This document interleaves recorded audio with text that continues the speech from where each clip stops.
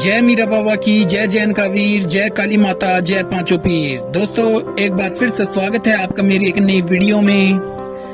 आज इस वीडियो में मैं आपको एक ऐसा किस्सा बताने जा रहा हूँ जिसे सुनकर आप कभी मीरा बाबा का चिराग करने जब घर से निकलेंगे तो आप कभी झूठ नहीं बोलेंगे। तो चलिए दोस्तों, ज्यादा समय न लेते हुए वीडियो की शुरुआत करते हैं।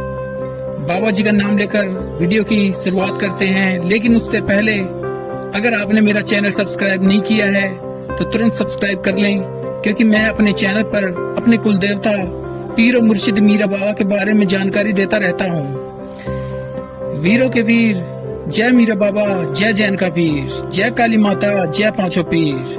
दोस्तों आप मीरा बाबा को मानते होंगे, पूछते होंगे, कोई ना कोई किसी न किसी को मानता है, पूछता है। मान लीजिए आप मीरा बाबा को मानते हैं, उनकी चिरागी करते हैं, उनकी इबादत करते हैं, उनकी पूजा करते हैं। मीरा बाबा जी का खास रुतबा है, वह पीरों में आलीशान है, अल्लाह के एक सच्चे वली हैं। पर जब हम चिराग करते हैं हमें कुछ बातों का ध्यान रखना चाहिए जिससे हमारे चिराग मंजूर हो सके और जिससे हमारी हर मुराद पूरी हो सके। तो इसीलिए आज मैं आपको एक छोटा सा किस्सा सुनाने जा रहा हूँ। ध्यान से सुनना दोस्तों और इसे समझना। एक आदमी होता है, वह बहुत ही मेहनती व ईमानदार होता है, लेकिन उसके जो हालात हैं वह बहुत खराब होते हैं। वह बहुत गरीब होता है, वह बहुत मेहनती भी होता है, पर उसके घर में गरीबी दूर नहीं हो रही थी, उसके घर में बरकत नहीं हो रही थी, उसके जीवन में कोई बदलाव व तरक्की नहीं हो रही थी, जिसके कारण वह बहुत परेशान रहता था। उसके घर में किसी समय मीरा बाबा पूजे जाते थे, पर वह आदमी पूजा नहीं करता था, पूजा में वह बिल्कुल रुचि नहीं रखता था। उसके जो हालात थे बहुत खराब थे। उसने अपने हालातों के बारे में कई लोगों को बताना चाहा, जिससे उसे कोई राह दिखा सके।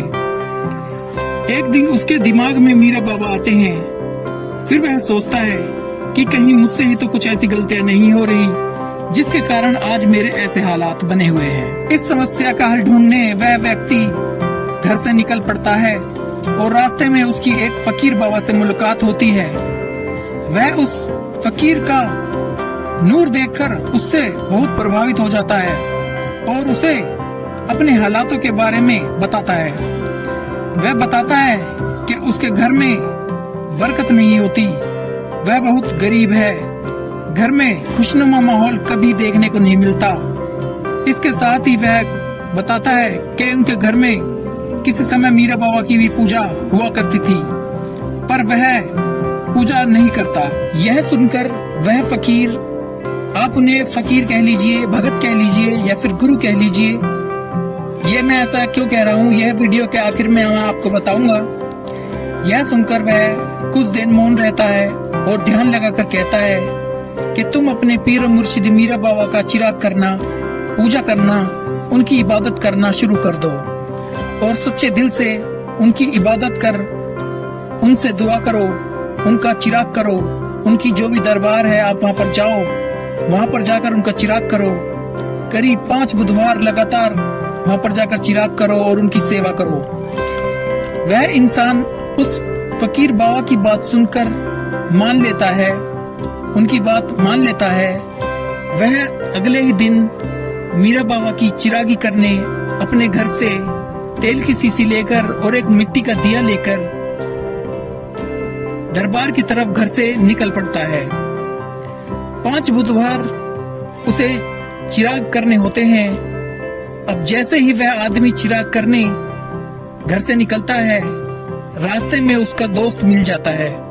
वह उससे कहता है कहाँ जा रहे हो? फिर वह आदमी कहता है कि मैं घूमने जा रहा हूँ। फिर से वह अगले बुधवार चिरागी करने घर से निकलता है। फिर से उसे उसके जान पहचान वाला मिल जाता है और वह उस व्यक्ति से पूछता है कि कहाँ जा रहे हो? फिर वह आदमी कहता है कि घूमने जा रहा हूँ। इसी तरह वह 5 बुधवार बाबा की चिरागी करता है, बाबा की सेवा करता है, इबादत करता है। यह 5 चिरागी करने के बाद वह इंसान और भी ज्यादा परेशान हो जाता है। उसके हालात बनने के बजाय उल्टा बिगड़ने लग जाते हैं। फिर वह सोचता है कि मुझे इतना समय हो गया है, बाबा जी का चिराग करते करते मेरा काम बनने के बजाय उल्टा बिगड़ता जा रहा है। मेरे हालात और खराब क्यों होते जा रहे हैं? इसका जवाब लेने वह फिर से उसी फकीर के पास जाता है और कहता है कि सरकार, आपने मुझे बाबा जी का चिराग करने को कहा। आपने कहा कि बाबा जी के चिराग करने से तुम्हारे हालात सुधर जाएंगे, घर में बरकत आएगी, पर इसका उल्टा हुआ। मैंने बाबा की चिरागी की, बाबा की सेवा की, मेरे हालात सुधरने के बजाय बद से बदतर होते चले गए। मैं क्या करूं? मुझे कुछ समझ नहीं आ रहा। यह सुनकर वह फकीर फिर से कुछ देर मौन रहता है और कहता है कि जब तुम बाबा की चिरागी करने के लिए घर से निकले तो रास्ते में लोगों ने तुमसे पूछा कि तुम कहाँ जा रहे हो, तो तुमने उनसे क्या कहा? वह दुखियारा इंसान बताता है कि मैंने उनसे कहा कि मैं घूमने जा रहा हूँ। फिर वह फकीर बाबा कहते हैं, जब तुम घर से घूमने निकले हो तो वह चिरागी कैसे हो गई? फिर वह चिराग तुमने किए ही नहीं। यह बातें सुनकर वह आदमी हैरान रह गया और उसे सब कुछ समझ में आ गया कि यह फकीर बाबा क्या कहना चाहते हैं। और उसके कुछ देर बाद ही वह फकीर बाबा उसकी आंखों से ओझल हो जाते। मेरे प्यारे दोस्तों, इससे हमें क्या सीखने को मिलता है? जब भी हम बाबा जी की चिरागी करने घर से निकलते हैं, रास्ते में कोई पूछता है कि कहाँ जा रहे हो, तो हमें साफ साफ बता देना चाहिए।